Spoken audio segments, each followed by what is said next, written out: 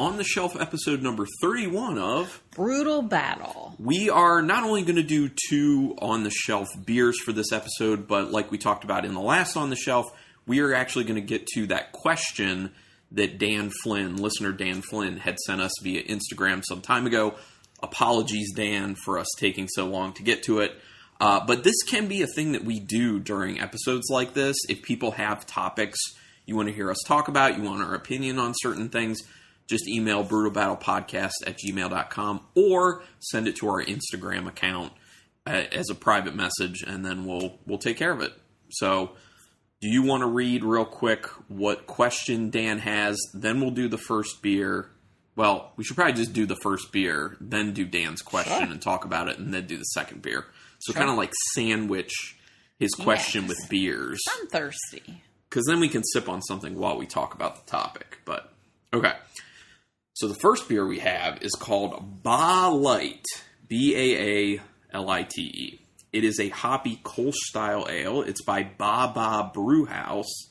Yes, spelled B-A-A-B-A-A. They're out of Brookshire, Texas, and this is a hoppy Kolsch, like I said. They say, ale brewed with using the choicest hops, barley, water, and no rice. They're kind of, like, with the design of the can and the name of it, they're taking kind of a swipe at Bud Light. Yeah. If you can't tell, the ABV is 5.49%. 4.9. Usually, we only go 1 decimal place, but every now and then you get this brewery that's like, no, we need to be super specific. We're going 2 decimal places. So it's basically 5.5. Yeah. 16-ounce cans. Here we go. I mean, we've said this on the podcast before. If we see a Kolsch, we gotta. Yeah. We're big on the style of Kolsch. Love it. And a hoppy Kolsch, gotta see how that's done. And it's not, not saying that we haven't had them before. It's just, they're not common. No. All right, so let's take a look. It is clear. Very clear. Very yellow. Yeah, very yellow, clear beer. It's got a decent head, but we always do an agitated pour because we're much older and we don't need extra carbonation. Not much older. Much older than when we started this podcast. 10 years older. It smells very light, very crisp, very clean.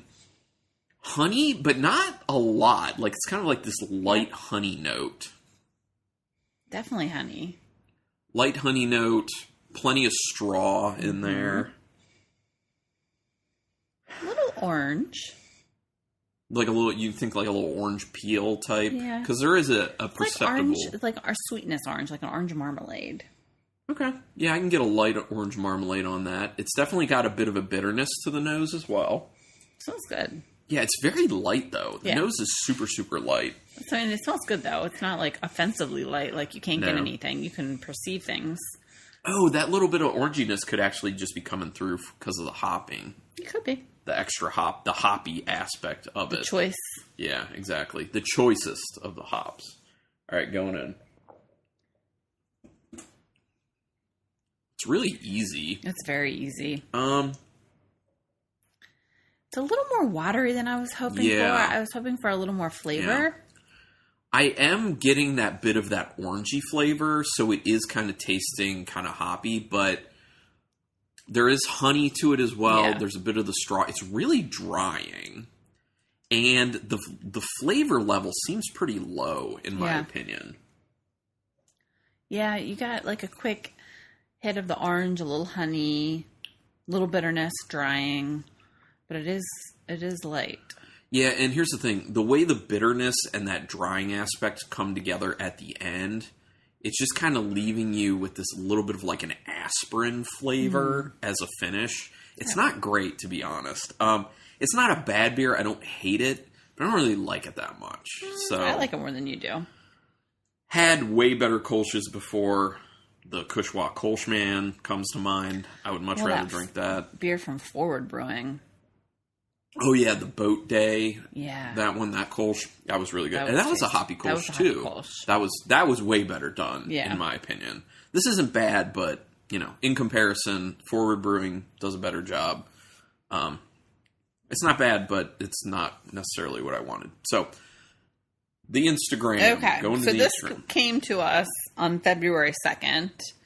And So we're we're recording what? on May 30th. So We are very delinquent. So almost 4 months. I did read it and respond, and then it kind of just fell by the wayside. So Dan Flynn said, you should do an episode about Untapped, your thoughts on it, how long you've used it, and mostly how you go about rating a beer and what you take into account with your ratings.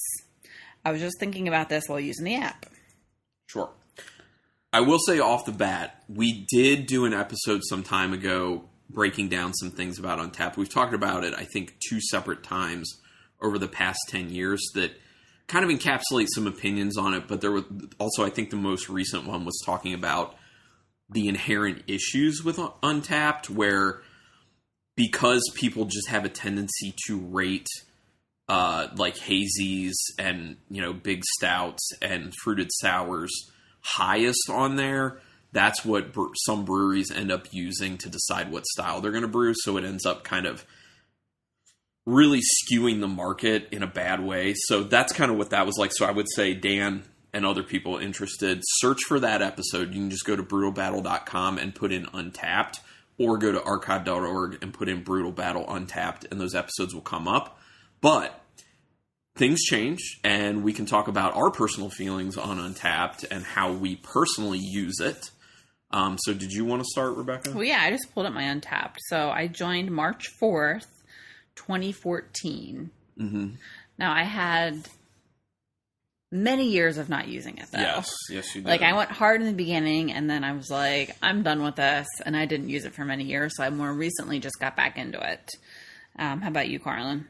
I've been consistent since I started in 2011. Okay. So I'm 11 years into this. And at this point, I'm sitting at 6,386 check-ins, 4,326 unique beers of that. That's pretty impressive. What's your average rating? 2.87. Mine's 2.98. And that goes to the question of Dan asking, rate? How do we rate? So the way I look at my marker is a 3 for me is a solid beer. Because I want to leave enough room. Now, that said, I don't rate super high typically. If you see me putting a 4 out there, that's really high for me. And every now and then I'll go a little bit higher than a 4, but that's very, very rare. So I guess in a sense that's kind of problematic because it's kind of skewing the averages of certain beers. But people who are my friends and people who know me on Untapped and in real life understand how my rating system is. And that's also an inherent problem with Untapped. Right. Is that people don't rate exactly the same. So you can't take averages of ratings and be like, yes, this is a true average, because people rate differently. Right. Like, I know Kyle Norman always says, whatever you rate it, I'm going to be 2 full stars higher, basically. Right. And I understand that, but it's a personal thing. But how do you do it? Yeah, I'm similar. Like, I feel like I rate a little bit higher than you typically. Yeah, I mean, it just kind of depends on the style, and sometimes we're exactly on. But I would say for me, like a 3.5 is like a good beer. Yeah. And then 3.75 is very good, and then 4 and up. But it kind of, obviously there's so much that goes into rating a beer. It's like your mood, how you're feeling, what the time where of you day, are. where you are, or like, are you in a good mood? Yeah, are you in a good mood or a bad mood? How many beers deep are you? That's another question. Yeah. Because sometimes, like, you get, like, just palate fatigue. So sometimes, like, you try a beer and it could be really good, but maybe it's just not good in comparison to, like this Kolsch. Like, this isn't, like, necessarily bad, but we're comparing it to something else. I mean, what would you rate this on Untapped? I go like a 2.5, 2.75, somewhere in there. I was going to say 2.75. Yeah, I'm either 2.75 or 2.5. I'll have to figure that out later when I can, like, think about it more. Yeah, but I think another way that we use it is to remind ourselves what beers we've had from breweries. Because there literally have been times where a brewery has stuff on tap and we're looking at going there, or they're releasing in cans, and we see it and we're like, is this something we're interested in? Wait, have we had it? Had it before? So we just go into our own data on Untapped and bring it up, just search by the brewery, and then just be like, oh, yep, we've had that before. And then also look at our rating and see, okay, what did we rate it? Okay, that means we didn't like it, or that means we did like it. But I was saying, like, neither of us do very many comments. No, or cheersing to people. Like, I'm not involved in, I don't really get involved in the social aspect. You don't really either. I do a little bit. I don't. If I see something that I'm like, well, that looks really good, I'll cheers it. I do on rare occasions. Like Steve Pfeiffer. I've cheered some of his stuff before. He always cheers our stuff. Yeah, every single thing we check into. And he's always like the first person to do it. I wish I had the energy to comment on the beers. Yeah. Because there have been times where we're like, is that like, do we really, really like it just because we gave it that rating? Yeah. Is it something we want to drink again? What do we like about the beer? Right. What do we not like about it? Well, and that kind of goes to the aspect of it where I don't use it this way, and I don't think you use it this way either, but influenced by other people with the ratings. I think the only time we really do that is when we're trying to decide if we want to buy a really expensive beer, like the ones from the brewery with our Hoarders Society. Those we will look up here and there and see what kind of the average rating is of them, and decide, okay, you know, it looks like people really are liking this, or it looks like people are kind of on it, so we can skip it. But that's just because it's really expensive. Yeah. We've done that before, like, because we did some delivery, Sapwood Cellars, which we've talked about on here, that we like. We didn't feel like driving there, but they do delivery, but you have to buy 3 4-packs. And so we did go on Untappd to try to figure out what people were rating certain beers, or try to figure out what our last 4-pack was going to be. And for that, I like to read the comments. Yeah. Like, what are people saying? And I'm like, I guess I should be doing comments.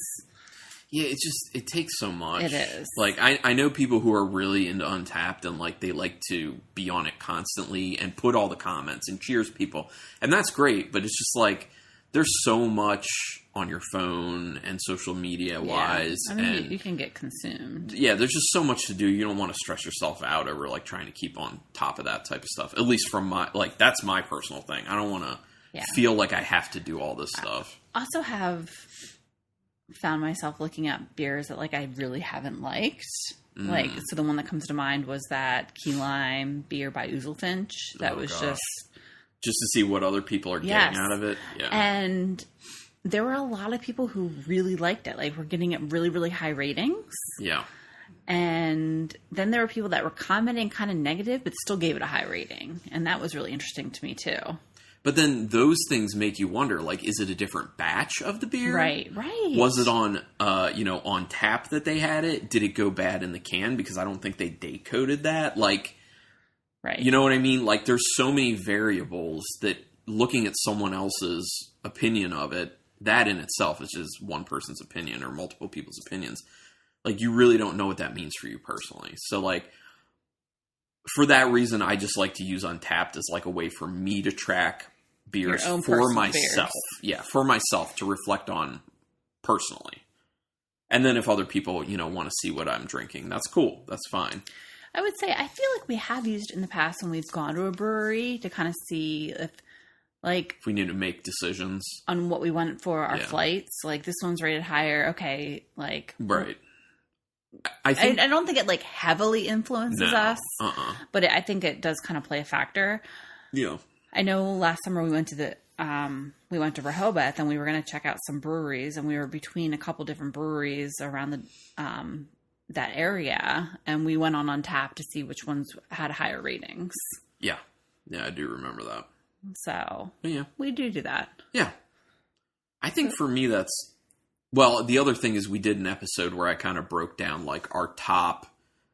Between the two of us, like, our top-rated, IPAs or top-rated stouts, like, all that type of stuff. And you can find that episode on the website. But, so we use it for that every now and then, just... As like a I'm curious type thing. Like, what's the highest rated beer I've done? What's the lowest rated beer I've done? What are my top stouts? What are my bottom stouts? I just like to what were my top rated beers, and just kind of reminisce about, that one was delicious. That one was good. Or I wish I had that one again. But then it's during that time that you end up seeing how your rating has changed over time. Because when I first started using Untapped in 2011, I was way more generous. Then the podcast happened, and then I stopped being as generous. Yeah. So I mean, we have done that, and I'm like, or like I'll have a beer again, and I'll go to check into it, and I'm like, oh, I don't want to rate that high anymore. Right. Or on the flip side, like I was harder on this. I think it's better than I remember. I'm bumping the rating up. Well, so that happens too. And I have done that as well, where like I'll rate it one thing the first time I have it, and the second time I have it, maybe I rate it higher. Yeah. Maybe I rate it lower, and part of that could be me personally, but there's also an aspect of different batches of the beer as well, because they're not always the same. As we also know, like IPAs in particular, breweries can't always get the exact same hops in the volume that they need to recreate certain beers.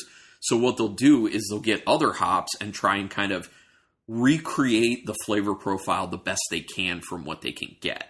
So literally there will be different batches that taste different. Prime example I remember that we became aware of this being a thing with many years ago, Double Duck Pin by Union Brewing. Loved that beer like the first batch or two it came out. Then they had to change the recipe because they couldn't get the same hops at the same volume they needed. And then it just wasn't as good. Still good, but not as good as it was in the beginning. So that obviously will change the rating. Yeah. Even though it's the same beer, it's not the same recipe. Right. So I think one part of the question, I'm not sure if we answered, was how do you go about rating a beer? What do you take into account into your rating?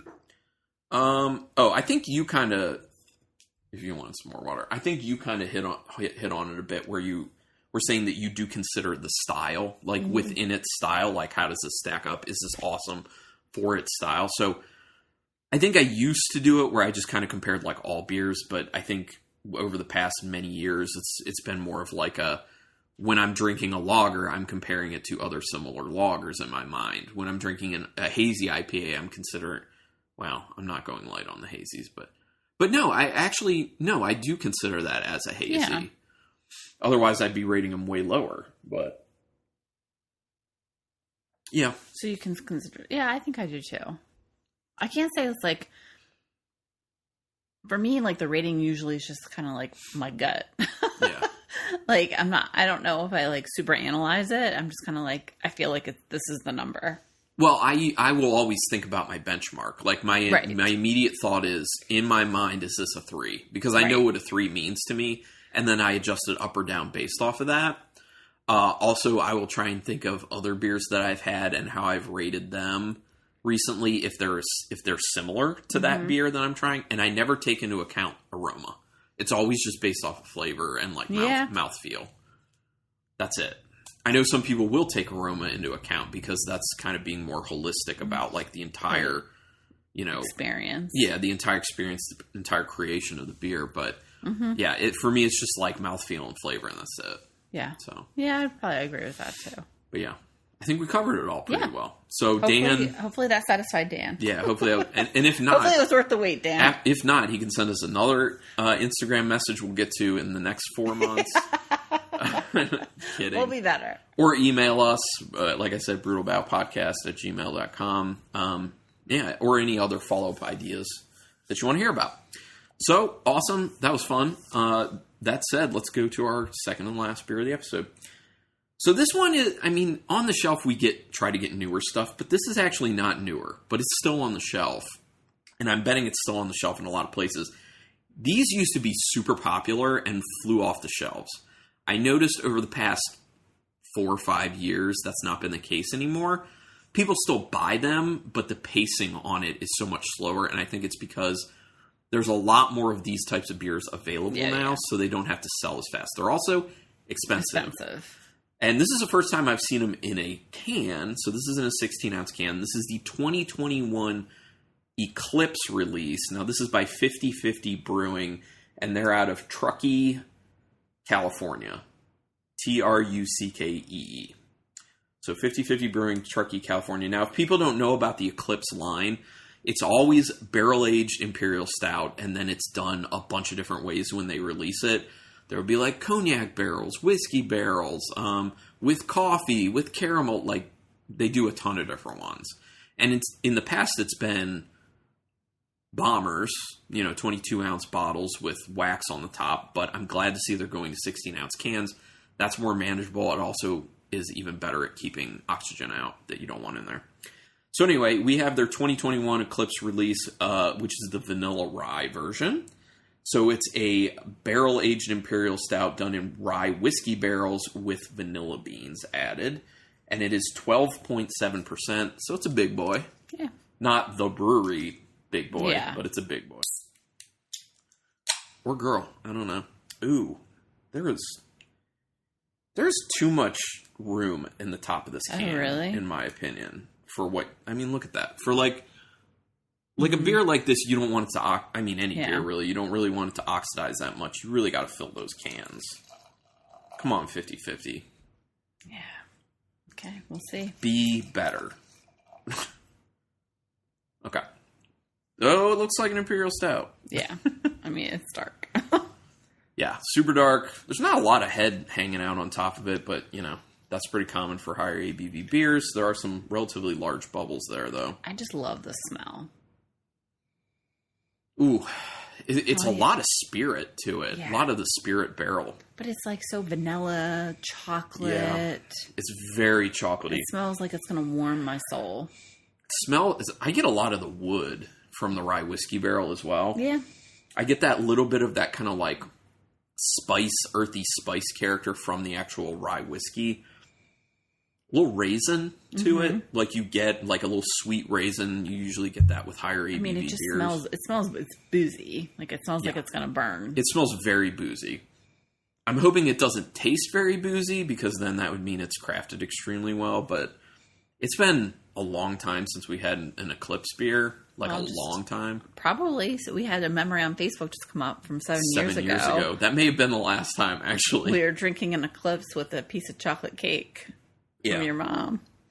But yeah, I'm really loving the chocolate and the vanilla on this nose. The wood could be too overpowering, though. It's pretty strong on it, and the actual booziness. I think it's perfect. What do you think? Oh, it's boozy. You get everything. It's boozy. It is boozy, but it's in check. You can tell it's higher in ABV, but it's in check. You're getting a lot of chocolate. You're getting a lot of vanilla. It's thin though, but not offensively thin. It's kind of there for me personally. Like I feel like not for me. As an imperial stout, I feel like there needs to be more of like the maltiness standing up to it. I personally feel like the spirit barrel is getting the better of this. And I think it's overpowering a bunch. I am still getting the vanilla. I am still getting the chocolate. But in comparison to the nose, well, the nose was super boozy too. The nose was super boozy. I think compared to the nose, the taste is like well within check. This tastes like a beer like this that's been aged for many years. It's been sitting in the bottle or can for many years. Like, this reminds me of what the, after 5 or 6 years, actually probably more like 6-year mark, what the vanilla oak-aged worldwide stout would taste like by Dogfish Head. And fresh, amazing. Like, significantly more body to it, less of the booze taking over. This literally tastes like it's been in the can for 6 years. I'm really not a fan. Really? Yeah. There are good notes there. I don't hate the beer, but for what it is supposed to be and how friggin' expensive this is. Well, yeah, it was. This is like a $15 16-ounce can. That's a ripoff for this flavor profile, in my opinion. I think it's tasty. It's not the best of this style, but I'm pleased. I like it. I don't hate it though. Okay. Like, I'm just not impressed with what it is and how much it costs. That's what gets me. I think you probably hyped this beer up more than I did, though. In my mind? Yeah. Maybe.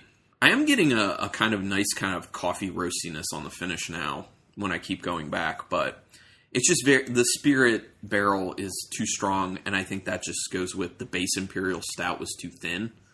They needed to really thicken that up. Bring the vanilla in more, bring the chocolate in more.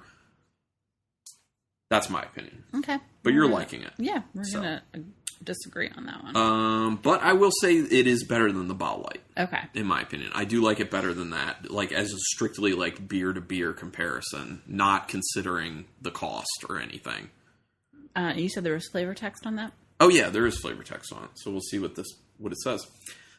Now in its 14th vintage. Oh, my gosh. They've been doing this for 14 years. 2021 Eclipse is our rich Imperial Stout aged to perfection. Not in my opinion. Just read it. In whiskey and spirit barrels. All Eclipse starts with the same base beer, bringing hints of dark chocolate, okay, espresso, okay, and a smooth complexity, with each barrel treatment delivering its own unique character after a minimum of 180 days of aging. Vanilla Rye is our blend of rye whiskey barrels aged on vanilla beans. I don't get the level of vanilla bean I want. Yeah, okay. I mean, I'll agree with that. They definitely need to go a lot harder on the vanilla beans, and they definitely needed to go thicker with the malt base of the Imperial Stout. That would do a lot for this beer, and like I said, I think it would stand up to the barrel a lot better. Okay. That's just my feeling. But I like it more than the Ball Light. Yeah. That's it. So. Okay. Closing thoughts. I mean, I just like it more than you. I don't know what else to say. That's fine. Well, Dan Flynn, thanks for 4 months ago sending us something to talk about on this episode. Again, apologies for that. But send us emails, brutalbattlepodcast@gmail.com. Hit us up on the Instagram. Yeah, Brutal Battle Podcast. We didn't even talk about how people can find us on Untappd, which is funny because we talked about Untappd. But all one word, Carlton Malibu, as it sounds. That's the easiest way to find me. And Rebecca is Rebecca C, right? Rebecca C, also Ruby Reb 62. Okay, got it. All right. Also, if you want back episodes, like I said before, brutalbattle.com or archive.org, search Brutal Battle. And then you can even, put in specific search terms if you're looking for a specific beer or a topic we talked about, or, episode format, all that jazz. But do us a quick favor, rate us and review us on whatever podcatcher you listen to us through. Because that helps out a lot, but iTunes probably helps the most. Also, word of mouth, if you like the podcast, just tell people about it who are also into craft beer, or people who aren't into craft beer and want to get into it, because this is obviously a good podcast from the consumer perspective. So but regardless, thanks everyone for listening, and until next time. Keep it brutal. I feel so